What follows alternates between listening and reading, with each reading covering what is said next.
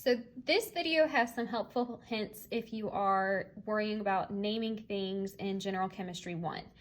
So the first helpful hint is if there's a metal, the compound is ionic. Remember, metals are on the left side of the periodic table. So you don't have to worry about, oh, metal, non-metal, metalloid. Just remember metals.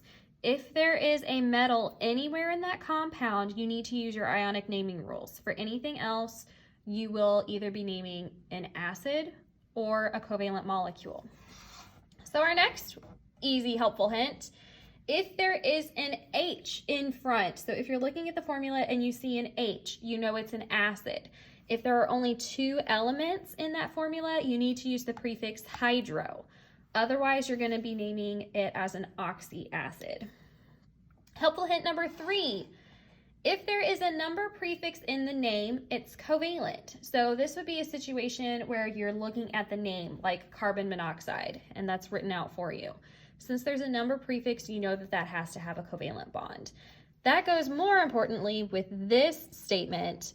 There are never number prefixes in the name of an ionic compound. So if you're looking at the formula and you see, oh, this is ionic because the first part of this is a metal, never ever include those number prefixes. Remember, my number prefixes are things like mono, di, tri, tetra.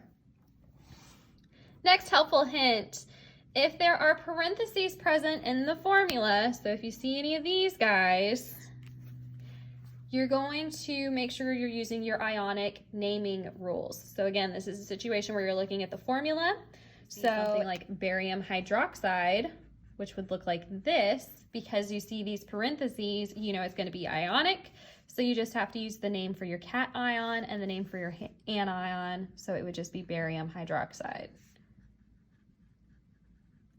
And last but not least, the most important thing about ionic compounds is that my ionic compounds must have a net charge equal to 0. So that's the only time you have to worry about balancing those charges.